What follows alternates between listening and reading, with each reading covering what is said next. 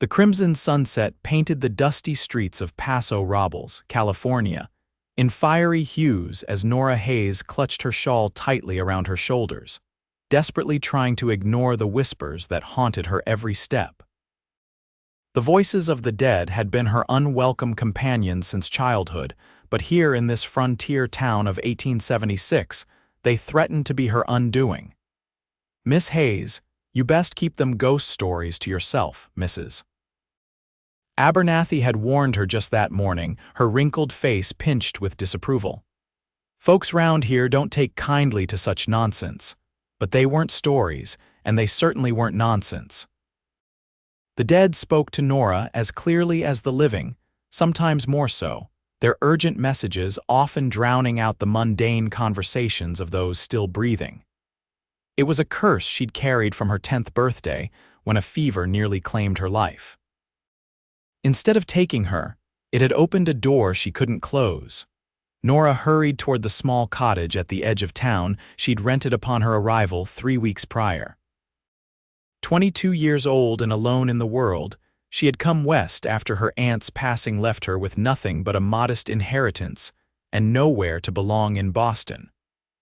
The growing town of Paso Robles, with its healing hot springs and promise of new beginnings, had seemed like Providence. Until the voices followed her. "Miss Hayes." The masculine voice startled her, and for a blessed moment she was certain it belonged to someone living. Turning, she found herself looking up at Owen Irwin, his tall frame silhouetted against the dying light. The local rancher had tipped his hat to her on several occasions when they'd crossed paths, but they'd never properly spoken. "Mr. Irwin," she acknowledged with a polite nod, noticing the way his blue eyes crinkled at the corners when he smiled. He couldn't be more than 30, though the sun had weathered his tanned face in a way that made his exact age difficult to determine. "Seems you dropped this back at Harmon's store," he said, extending a small leather-bound journal toward her. Nora's heart nearly stopped. Her notebook, the one where she recorded the messages from the dead, she must have left it on the counter when purchasing supplies. "I thank you." Her fingers trembled as she took it from him, praying he hadn't opened it. The alternative was unthinkable. She'd been driven from towns for less. Something in his expression changed, a shadow passing across his features. "Miss Hayes, I hope you don't find me forward, but might I walk you home? There's a matter I'd like to discuss." Fear coiled in her stomach. He had read it. There was no mistaking the knowing look in his eyes. Would he expose her to the town? Demand she leave? She considered fleeing but realized the futility. This was a small town, and he was a respected rancher with deep roots in the community. "Very well, Mr. Irwin," she replied, her voice barely above a whisper. They walked in uncomfortable silence for several moments. The crunch of their boots against the packed dirt rode the only sound between them. Finally, as they approached the outskirts of town, he spoke. "My mother had the same gift as you." Nora stopped abruptly, nearly stumbling in shock. "I beg your pardon." Owen Irwin removed his hat, revealing thick, dark hair that curled slightly at his temples. "The ability to hear them, those who have passed on." She called it her burden and her blessing. You believe in such things?" Nora asked cautiously, afraid to hope. "I've seen enough in this world to know there's plenty we don't understand." His voice was steady, matter of fact. "My mother helped a lot of folks find peace before she passed 5 years ago."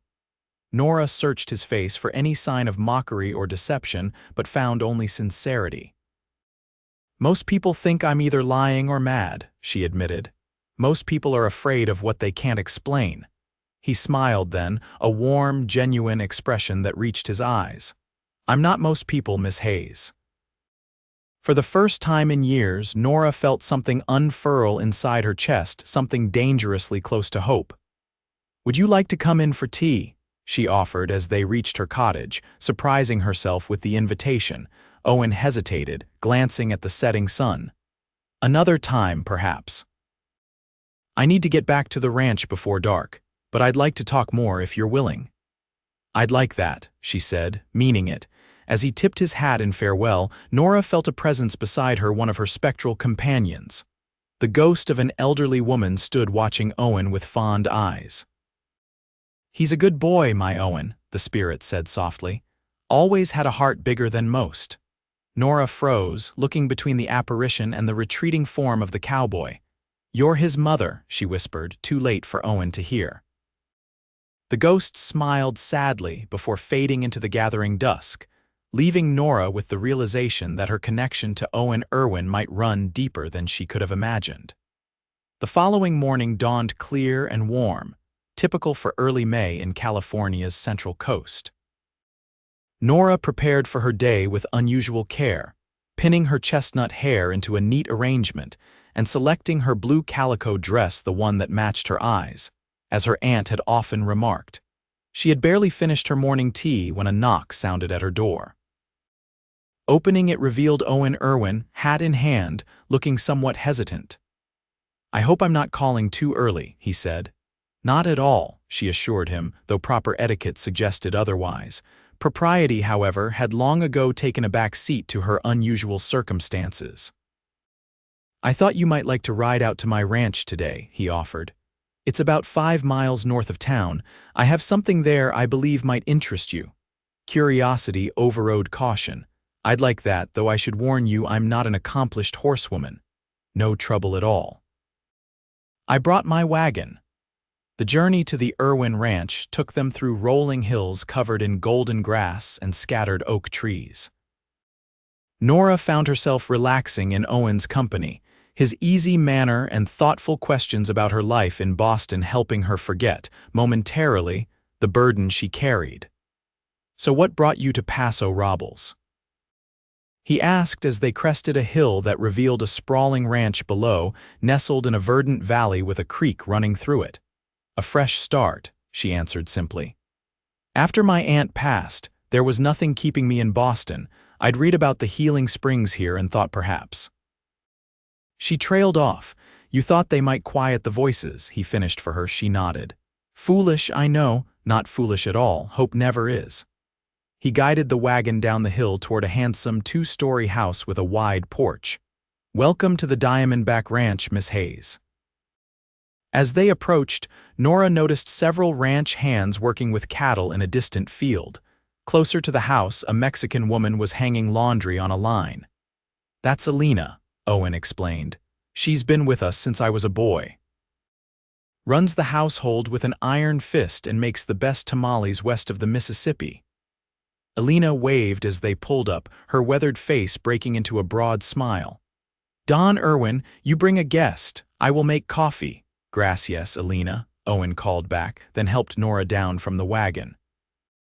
The ranch house was comfortably appointed, with solid furniture and surprisingly refined touches paintings on the walls, books on shelves, a piano in the corner of the parlor. "My mother's influence," Owen explained, following her gaze. "She was educated back east before my father brought her west. She made sure this place was a home, not just a house." He led her to a small study off the main parlor. A desk dominated one wall, but it was the cabinet beside it that drew Owen's attention. He unlocked it with a key from his pocket and withdrew a worn leather book. "My mother's journal," he explained, handling it with reverence. "She recorded her experiences, the spirits she encountered, the messages she delivered.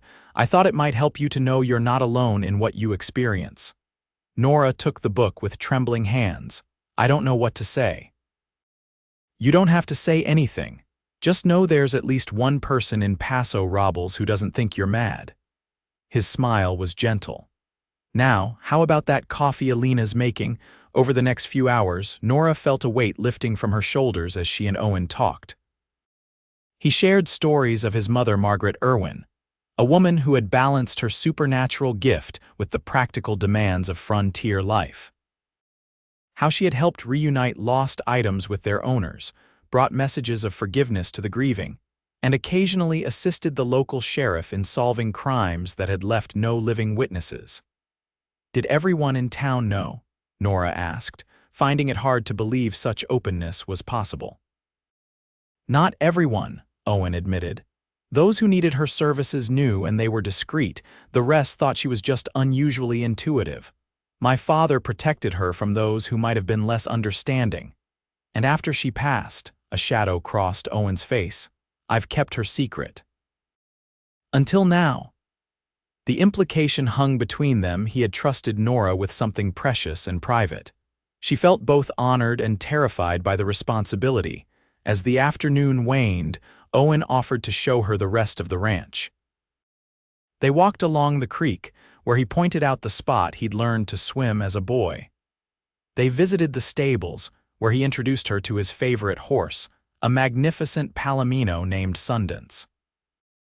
Throughout their tour, Nora was aware of spectral figures watching them, previous inhabitants of the land, some in native dress from long before European settlement, others more recent.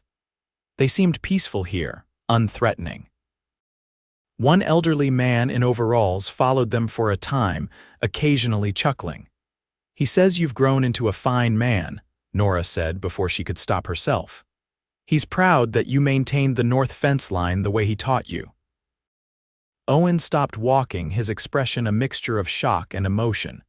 "You can see old Tom, he was our foreman when I was growing up, taught me everything I know about ranching, passed on 8 years ago.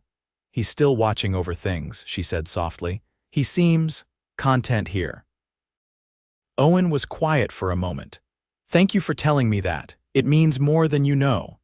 As the sun began to set, casting long shadows across the land, Owen reluctantly acknowledged it was time to take Nora back to town. "Would you consider coming back?" he asked as they drove. "Perhaps Sunday after church. We could have dinner." The invitation hung in the air between them, weighted with more than a simple social call. "I'd like that very much," Nora replied, surprised by how much she meant it. That night, alone in her cottage, Nora opened Margaret Irwin's journal and began to read by lamplight. The elegant handwriting filled page after page with experiences so similar to her own that tears sprang to her eyes. Here was someone who had truly understood the mix of wonder and terror that came with hearing the voices of the dead. One passage in particular caught her attention. "The living fear what they cannot understand, but the dead fear being forgotten. In bringing their messages to the living, I bridge 2 worlds and bring peace to both. This is not a curse but a calling, though it often feels like both." Nora closed the book, holding it to her chest as a strange sense of peace washed over her. For the first time since the fever that had changed her life, she felt less alone. The next few days passed in a blur of anticipation. Nora found herself counting the hours until Sunday while trying to maintain a semblance of her normal routine. She took walks along Paso Robles' growing streets, visited the hot springs that had initially drawn her to the town, and continued to record the messages from the dead in her journal, this time with less shame and more purpose. On Friday afternoon, she was returning from the general store when Sheriff Davis stopped her on the street. "Miss Hayes, might I have a word?" The lawman's weathered face betrayed nothing of his intentions, but Nora felt a familiar knot of anxiety form in her stomach. Had someone overheard her speaking to one of her invisible companions? "Of course, Sheriff," she replied, trying to keep her voice steady. "I understand you've become acquainted with Owen Irwin," he said, his tone casual but his eyes watchful. "Yes, Mr. Irwin has been kind enough to show me his ranch," she answered cautiously. The sheriff nodded slowly. "Owen's good people. His family helped found this town. His father was a friend of mine." He paused, seeming to consider his next words carefully. "His mother was a special woman." "Unique, you might say." Nora held her breath, uncertain how to respond. "Word gets around in small towns, Miss Hayes," Sheriff Davis continued. "Mrs. Abernathy mentioned you've been talking to yourself on occasion." Nora began, but the sheriff held up a hand. "I don't need explanations. Just wanted you to know that if you have certain abilities, similar to Margaret Irwin's, there are those of us in town who respected her gift." He lowered his voice, "and occasionally found it useful." Relief flooded through her. "Thank you, Sheriff." He tipped his hat and turned to go, then paused. "Oh, and Miss Hayes, there's been something bothering me about that robbery at the stagecoach office last month. The clerk was killed and we never found who did it. If you happen to hear anything about that, I'd be obliged if you'd let me know." With that cryptic request, he continued on his way, leaving Nora standing in the middle of the street, stunned by the unexpected turn of events. That evening, as she prepared for bed, a new spirit appeared in her small cottage, a young man with a bloodstain spreading across his chest. "The stage coach office," he said without preamble, his voice thin but clear. "It was the Wells brothers. They thought I wouldn't recognize them with those bandanas, but I grew up with them in Sacramento. They panicked when I called Frank by name." Nora grabbed her journal and began to write, recording every detail. The spirit provided the distinctive scar on one brother's hand, where they'd hidden the stolen money in a hollow tree by the creek north of town. How they planned to return for it when the search died down. "They're staying at the mining camp near Pine Ridge," the spirit continued, "using different names." By the time the ghost faded with the coming dawn, Nora had pages of information. She dressed quickly and made her way to the sheriff's office, nervous but determined. Sheriff Davis listened without interruption as she relayed what she'd learned, his face growing increasingly grave. When she finished, he studied her for a long moment. "The Wells brothers," he said finally. "They've been suspected in robberies across 3 counties, but no one's been able to catch them." He stood, reaching for his gun belt. "I'll ride to Pine Ridge today with my deputies. If what you've told me is accurate, Miss Hayes, you've done this town a great service." "I hope I can help," she said simply. "Margaret would be proud," the sheriff replied, a knowing look in his eyes. By Sunday morning, word had spread through Paso Robles that Sheriff Davis had apprehended the Wells brothers based on an anonymous tip. The stolen money had been recovered exactly where Nora had indicated, and both men had confessed when confronted with details only the dead clerk could have known. As Owen drove into town to collect Nora for their dinner, there was a new respect in the greetings he received from townsfolk. Nora, too, noticed a subtle shift in how people regarded her. Fewer suspicious glances, more friendly nods. "I hear you've been busy," Owen said as he helped her into the wagon, his voice warm with approval. "News travels fast," she replied, blushing slightly, in Paso Robles. "Faster than telegraph." He clicked to the horses and they started toward the ranch. "Sheriff Davis is an old family friend. He told me what you did." "I only passed along a message," Nora said modestly, "a message that caught 2 killers and recovered a small fortune." Owen's eyes were serious as he glanced at her. "You did good, Nora, real good." The use of her first name sent a pleasant warmth through her that had nothing to do with the spring sunshine. At the ranch, Alina had prepared a feast: roast beef, potatoes, fresh bread, and a variety of vegetables from the kitchen garden. They ate on the veranda, enjoying the mild weather and the view of the surrounding countryside. "Your mother's journal has been a revelation," Nora said as they finished their meal. "I never imagined someone could use this ability so purposefully." Owen nodded, refilling their glasses with lemonade. "She always said it was a responsibility, not just a burden." "The dead come to you for a reason." "I'm beginning to understand that," Nora admitted. "All these years I've been running from the voices, trying to silence them. Perhaps I should have been listening more carefully all along." "It's not too late to start," Owen suggested gently. After dinner, they walked the property as the sun began its descent toward the coastal mountains. The land was peaceful, the evening air perfumed with wildflowers and sage. They stopped at a small rise overlooking a pond where cattle had gathered to drink. "My father proposed to my mother right here," Owen said, his voice soft with memory.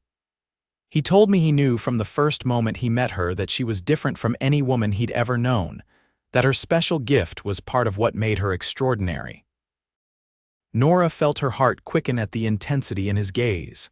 "Your father sounds like a remarkable man." "He was." Owen took her hand, his touch gentle but sure. "Nora, I know we've only just met, but I feel like I've known you far longer. There's a connection between us I can't explain." "Perhaps it's your mother," Nora suggested, only half joking. "She seems quite determined to see us together." Owen's eyes widened. "You've seen her again," Nora nodded. She's been watching over us all afternoon. She approves, apparently. A mixture of emotions crossed Owen's face: grief, joy, amusement. Always meddling, even from beyond, he said with a choked laugh. But in this case, I can't say I mind. As they walked back to the house in the gathering twilight, their hands remained clasped. A bridge between two worlds, just as Nora herself was a bridge between the living and the dead. Over the following weeks, a pattern emerged. Nora divided her time between her cottage in town and frequent visits to the Diamondback Ranch. She began using her gift more openly, though still with discretion, helping townspeople locate lost items, deliver final messages from loved ones, and occasionally assisting Sheriff Davis with more challenging cases. The whispers about her changed from suspicious to admiring. "She's just like old Mrs. Irwin," people would say, nodding with approval. A touch unusual, but a blessing to have around. On a warm evening in June, Owen took Nora to the hot springs that had made Paso Robles famous. The sulfurous waters bubbled from the earth, and a local entrepreneur had built wooden enclosures to create separate bathing areas for men and women. "My mother always said these springs were special," Owen commented as they sat on a bench nearby, watching the steam rise in the moonlight. "That the boundary between worlds is thinner here. Do you feel it?" Nora nodded, closing her eyes to better sense the presences around them. "There are many spirits here. Older ones from long before the town existed. They're peaceful though watchful, but not intrusive." "The Chumash believed these springs had healing powers," Owen said, "both physical and spiritual. My father used to bring my mother here when the voices became too overwhelming. She said it helped her find balance." Nora opened her eyes to find Owen watching her with an expression that made her breath catch. "What is it?" she asked.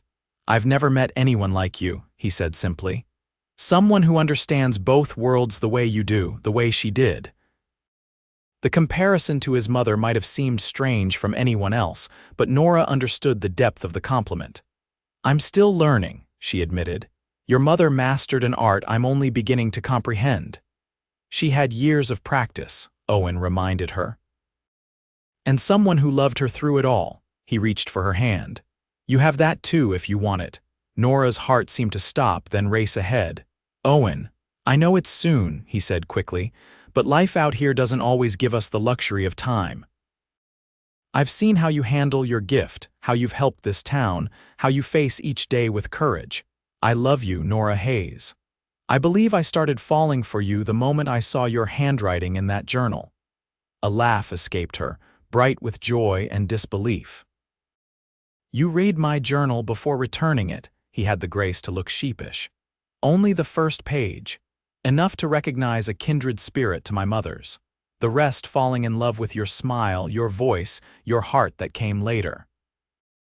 Nora leaned forward and pressed her lips to his, a gesture of startling boldness that surprised them both. When she pulled back, his eyes were wide. "I love you too," she whispered. "And yes, I want that someone who loves me through it all." The kiss that followed was deeper, a promise of things to come, sealed under the watchful eyes of both the living stars and the dead who lingered near the healing waters. On a perfect autumn day in September 1876, Nora Hayes became Nora Irwin in a ceremony that blended tradition with the unique circumstances of their union. The small church in Paso Robles was filled with townspeople who had come to respect the young woman with the unusual gift. Sheriff Davis stood as Owen's best man, while Alina's daughter Maria served as Nora's maid of honor. What the guests couldn't see were the additional attendees: Margaret Irwin, beaming with pride beside her son; Owen's father, standing tall and dignified next to his wife; old Tom grinning from the back of the church; and dozens of other spirits who had touched their lives. "Never seen so many from the other side at one gathering," Sheriff Davis murmured to Nora during the reception at the Diamondback Ranch. "Margaret always said weddings and funerals thin the veil." "They're family too," Nora replied simply, her eyes meeting Owen's across the room.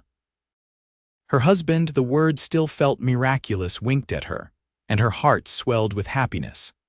That night, as Owen carried her across the threshold of the ranch house, now their home, Nora felt a profound sense of belonging that had eluded her all her life. Here was a place where her gift was understood, even valued. Here was a man who saw her completely and loved her without reservation. "Welcome home, Mrs. Irwin," Owen said, setting her down gently in the front hall. "It feels right," she replied, looking around at the house that already held so many memories for her. "Like I was always meant to be here." "You were," he kissed her softly. "Every road led here to this moment." As they climbed the stairs to the bedroom that would now be theirs, Nora felt the presence of Margaret Irwin fade into peaceful absence. Her message had been delivered, her son was happy, and she could rest at last. Life at the Diamondback Ranch settled into a rhythm that suited Nora perfectly. She divided her time between helping Owen manage the ranch, using her gift to assist those in need, and creating a home that blended her Eastern refinement with Western practicality. Word of her abilities spread beyond Paso Robles, and occasionally people would travel considerable distances to seek her help. A mother from San Francisco came looking for closure after her son disappeared at sea.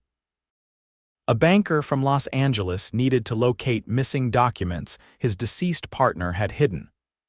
A rancher from the San Joaquin Valley sought to understand why his fields had suddenly failed to produce. For each, Nora did what she could, listening to the voices that others couldn't hear and translating their messages with compassion and clarity. Sometimes she could help, sometimes not, but she always tried. "You're becoming famous," Owen teased one evening as they sat on the porch watching the sunset. "Next thing you know, they'll be writing about you in those dime novels." Nora laughed, leaning against his shoulder. "The spectral spinster of Paso Robles, I think not." "Well, you're certainly not a spinster anymore," he pointed out, kissing the top of her head. "Though you are still spectral adjacent." Their happiness was complete when, in the summer of 1877, Nora discovered she was with child. The pregnancy proceeded normally, though Nora found her sensitivity to the spirit world heightened during this time. "It's as though the new life inside me strengthens the connection," she explained to Owen one night as they lay in bed, his hand resting protectively over her growing belly. "The voices are clearer, more numerous." "My mother said the same thing when she was carrying me," Owen replied thoughtfully. She wondered if the child might inherit her gift. The possibility hadn't occurred to Nora. "Do you think our baby might?" "It wouldn't surprise me," Owen said gently. "But whatever happens, this child will be loved and understood in a way neither you nor my mother were. They'll never have to hide who they are." Tears filled Nora's eyes at the simple truth of his words. "I couldn't bear for our child to suffer as I did." "They won't," Owen promised. "They'll have us." In February 1878, during a rare winter storm that blanketed the coastal hills with snow, Nora gave birth to a son they named Thomas Henry Irwin Thomas for Old Tom, who had mentored Owen, and Henry for Nora's father, who had died when she was a child. The labor was difficult, and at one point the midwife feared for both mother and child. Later, Nora would tell Owen that during her most painful moments, she had seen Margaret Irwin clearly at her bedside, coaching her through each contraction as though she were truly present. "She said I needed to push one more time," Nora recounted, cradling her newborn son. "That her grandson was stubborn like his father." Owen laughed through his tears, overwhelmed by the birth of his son and the continued connection to his mother. "She's right about that," he admitted. As Thomas grew from infant to toddler, it became apparent that he had indeed inherited a version of his mother's and grandmother's gift. The first sign came when he was barely 2, playing in the yard as Nora hung laundry. "Man," Thomas said clearly, pointing to a space near the barn where no one stood. Nora looked up sharply. "What man, sweetheart, old man? Hat." Thomas giggled and waved at the empty space. Later that evening, Nora described the incident to Owen. "I saw him after Thomas pointed him out. It was a prospector, must have passed through this land decades ago. He tipped his hat to Thomas and moved on. He could see him before you could," Owen asked, intrigued. It seems so. Nora watched their son sleeping peacefully in his small bed. His gift may be different from mine, stronger in some ways, perhaps. We'll help him understand it, Owen promised. He'll never feel alone with it the way you did. As Thomas grew, his ability to see and communicate with spirits developed in unexpected ways. Unlike Nora, who primarily heard the dead, Thomas could see them with remarkable clarity from the beginning. By age 4, he was accurately describing people who had died long before his birth, providing details he couldn't possibly have known. "Grandma says the north pasture needs more water," he announced at breakfast one morning. "The creek is going to dry up early this year." Owen exchanged a glance with Nora. "Did she say what we should do about it?" Thomas nodded, his small face serious. "Dig a new well by the big oak tree. There's water under there. Deep water." Following his son's advice, or rather, his deceased mother's advice relayed through his son, Owen hired men to dig at the specified location. At nearly 60 feet down, they struck a substantial underground spring that provided enough water to irrigate the pasture throughout that summer's severe drought. Word spread about the miracle well at the Diamondback Ranch, and about the unusual abilities of the Irwin family. Some reacted with skepticism or fear, but most of their neighbors accepted these peculiarities as just another facet of frontier life, where the unexplainable often happened and practical results mattered more than orthodox explanations. As California continued to change around them, with railroads connecting more towns and the gradual taming of the Wild West, the Irwin family remained a constant in Paso Robles. Their ranch prospered, and Nora's reputation as a medium grew with each passing year. In 1880, Nora gave birth to a daughter they named Margaret Alina, honoring both Owen's mother and the faithful housekeeper who had become like family. Little Maggie, as they called her, showed no signs of supernatural abilities, but possessed a practical intelligence and fierce protectiveness toward her older brother that endeared her to everyone. "Not everyone needs to talk to ghosts," Thomas informed his parents solemnly when Maggie was 3 and showing no signs of the family gift. "Maggie talks to horses instead. They like her better than people." It was true that the girl had an uncanny way with animals, particularly the horses that were the pride of the Diamondback Ranch. Even the most temperamental stallions would gentle under her small hands. "Different gifts for different purposes," Nora observed to Owen as they watched their children playing in the yard one summer evening. Thomas was animatedly describing something to his invisible companion while Maggie sat surrounded by the ranch dogs, all attentively listening to her childish chatter. "They balance each other," Owen agreed. "Just as we do." The years passed in a blend of ordinary and extraordinary moments. Thomas continued to develop his abilities under Nora's careful guidance, while Maggie grew into her role as the animal whisperer of the ranch. Owen expanded their holdings, breeding horses that became known throughout California for their intelligence and stamina. In 1883, Sheriff Davis retired and, to everyone's surprise, suggested Owen as his replacement. After much discussion with Nora, Owen accepted the position, bringing a new dimension to the family's service to the community. With Nora's and Thomas's unique abilities to gather information from victims and witnesses beyond the grave, and Owen's natural authority and fairness, law enforcement in Paso Robles entered an unprecedented era of effectiveness. "It's not exactly conventional policing," the former sheriff admitted to Owen after a particularly difficult case had been solved through Thomas's conversation with the victim. "But it gets results. That's what matters out here." One autumn day in 1885, as Nora was helping 9-year-old Maggie with her reading lesson, 7-year-old Thomas burst into the house, his eyes wide with excitement. "Papa needs to come home right away," he announced. "Grandpa says there's going to be a big earthquake tonight. The biggest one ever." Nora immediately sent a ranch hand to town to fetch Owen. By the time he returned, Thomas had provided detailed instructions from his deceased grandfather, who had experienced the massive Fort Tejon earthquake of 1857, about how to prepare. The family worked quickly, securing heavy furniture, moving valuables to lower shelves, filling barrels with water, and taking the horses from the stables to open ground. Owen rode to neighboring ranches, spreading the warning, while Nora went into town to alert as many people as possible. Some dismissed the warning as foolishness, but many who had lived in California long enough to respect earthquake dangers and who had learned to trust the Irwin family's unusual insights took precautions. Shortly after midnight, the ground began to shake with frightening intensity. The quake lasted less than a minute, but caused significant damage throughout the region. Buildings collapsed, fires broke out in several locations, and landslides blocked roads. At the Diamondback Ranch, the reinforced structure of the main house held firm, and the precautions they'd taken prevented serious damage to their property.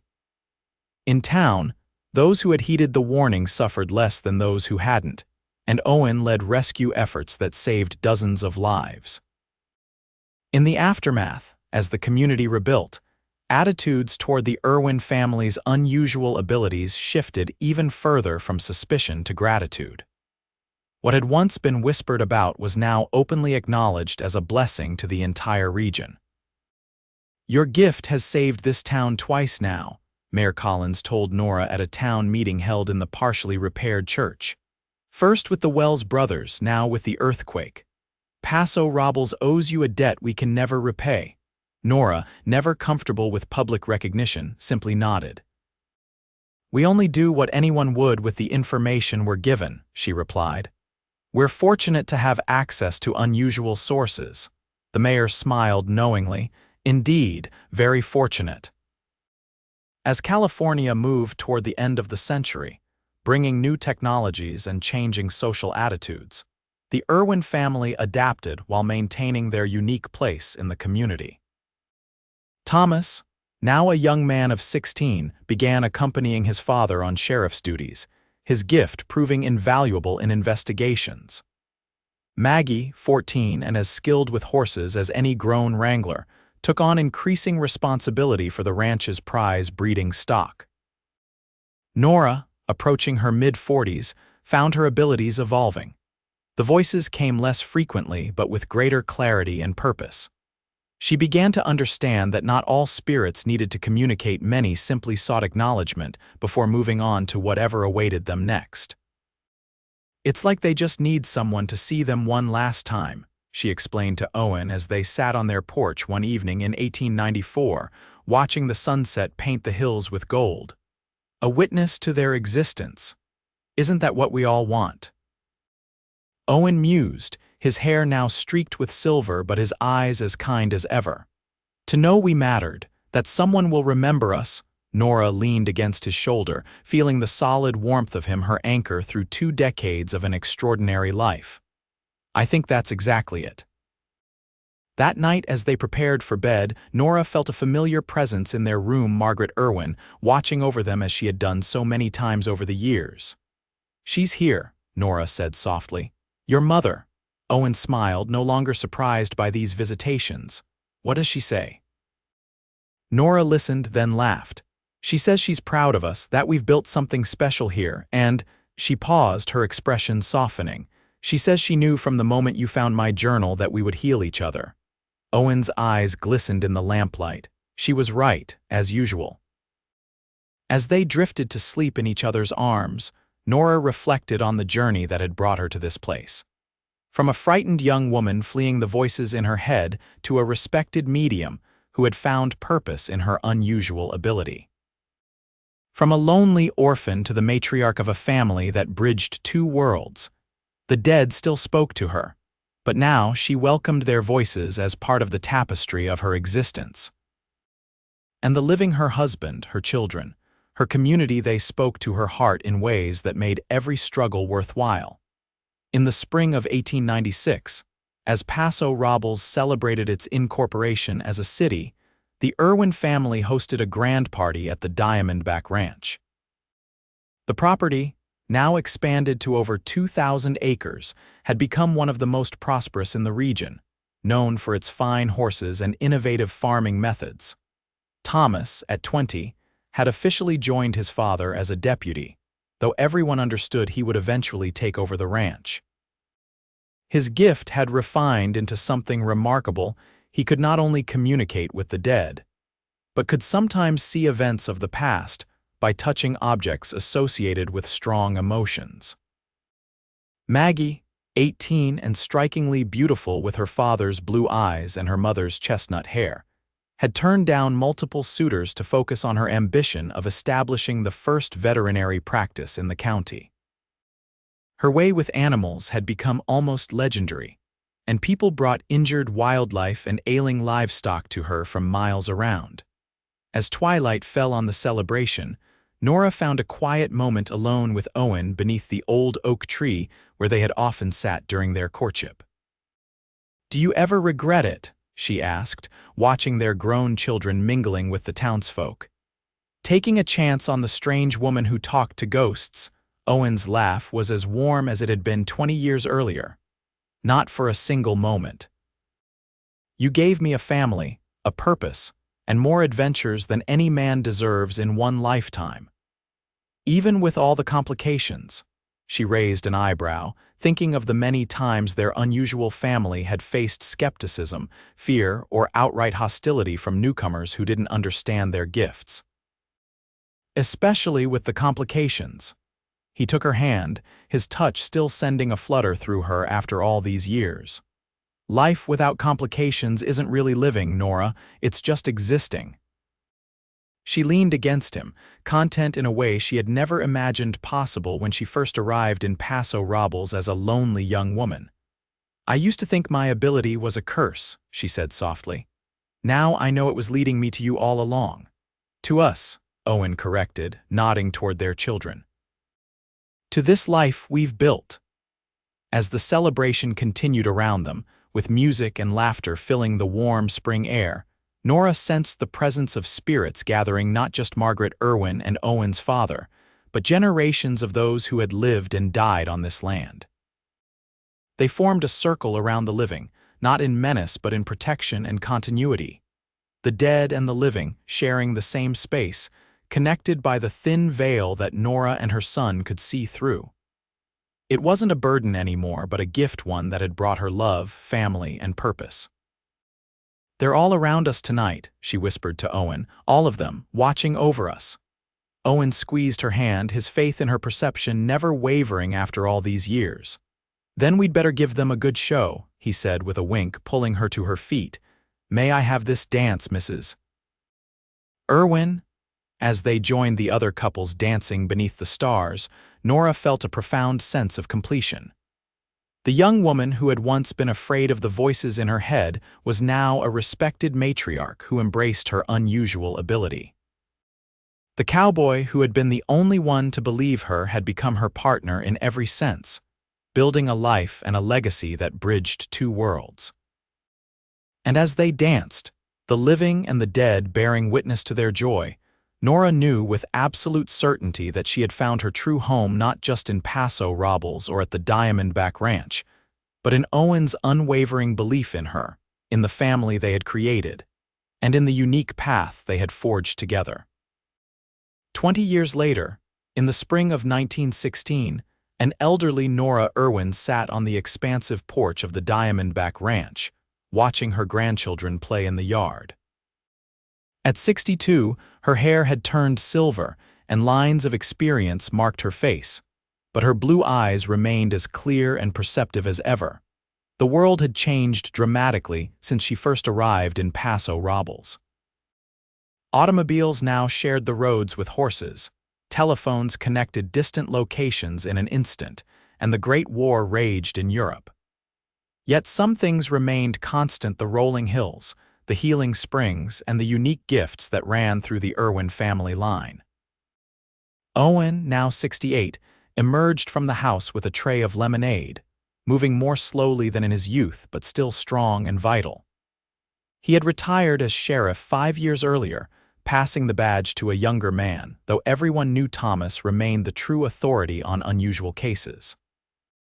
"The children are asking for another ghost story," Owen said as he set the tray down and eased into the chair beside her. "Apparently, the one about the stagecoach robbery is getting old."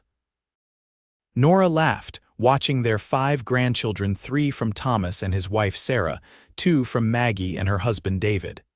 "They've heard all my stories 100 times, and they'll hear them 100 more," Owen replied fondly. "That's the blessing of grandchildren, they never tire of the same tales." Thomas approached from the barn, now a distinguished man of 40 with his father's height and his mother's sensitivity to the unseen world. His oldest son, 10-year-old James, ran to meet him, chattering excitedly. "Papa." "Grandma promised to tell us about the earthquake?" Thomas smiled at his son, ruffling his hair. "Did she now? Well, that's a good one. Your great-grandfather saved a lot of lives that day." Nora watched the interaction with a full heart. James had already shown signs of inheriting the family gift, though in yet another variation he dreamed of future events with uncanny accuracy. The legacy would continue, but with each generation better prepared to handle the responsibilities and challenges that came with it. Maggie joined them on the porch, her veterinary bag in hand. At 38, she had established herself as one of the most respected animal doctors in California, combining traditional medicine with an intuitive understanding of her patients that many attributed to the Irwin family's unusual talents. "The Martinez colt is going to be fine," she announced, accepting a glass of lemonade from her father. "Just a mild colic." "I told Juan it wasn't serious," Nora said, "but he worries about those Andalusians like they're his children." "With what he paid for that breeding pair, they might as well be," Owen quipped. As the family gathered on the porch, with grandchildren clamoring for stories, and the late afternoon sun casting long shadows across the land, Nora felt a profound sense of completion. The frightened young woman who had once hidden her ability to hear the dead had become the matriarch of a dynasty where such gifts were celebrated and refined through the generations. Owen took her hand, seeming to sense her thoughts as he often did after nearly 40 years of marriage. "Penny for your thoughts, my love. I was just thinking about beginnings and endings," she said softly. "How what seemed like a curse turned out to be our greatest blessing. Not just ours," Owen nodded toward their extended family. "Theirs too, and Paso Robles, maybe even beyond." As twilight gathered and lanterns were lit on the porch, Nora looked out across the ranch that had been her home for 4 decades. In the gathering darkness, she could see the spirits that had accompanied her throughout her life. Margaret Irwin, still watching over her son.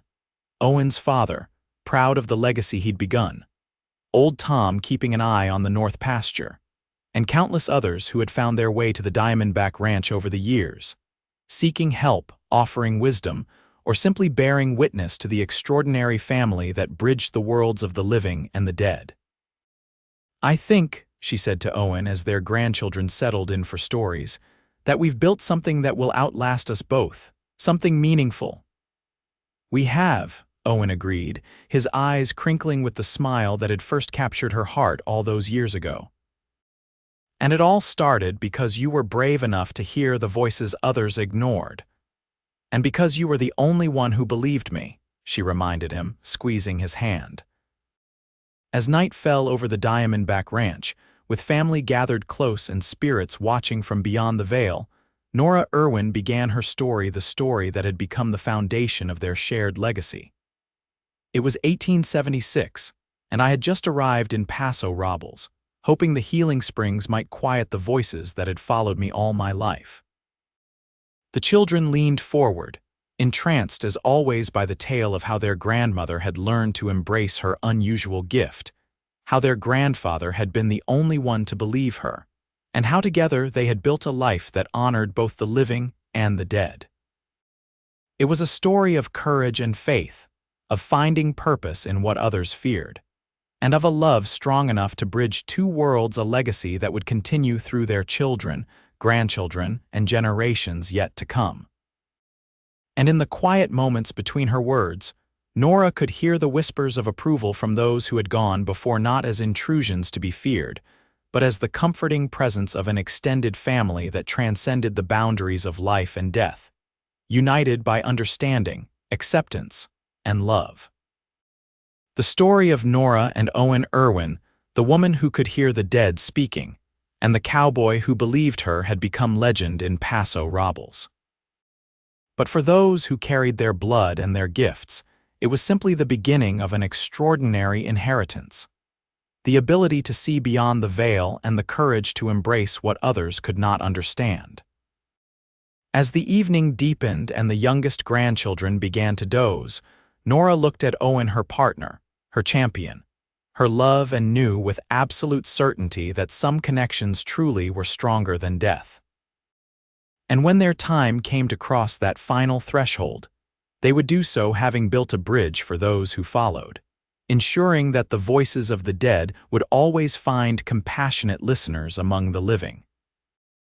It was, Nora reflected as she gazed at her family gathered in the warm glow of the lanterns, the most meaningful legacy anyone could hope to leave, a testament to the power of belief, the strength of love, and the endless conversation between this world and the next that would continue long after they were gone.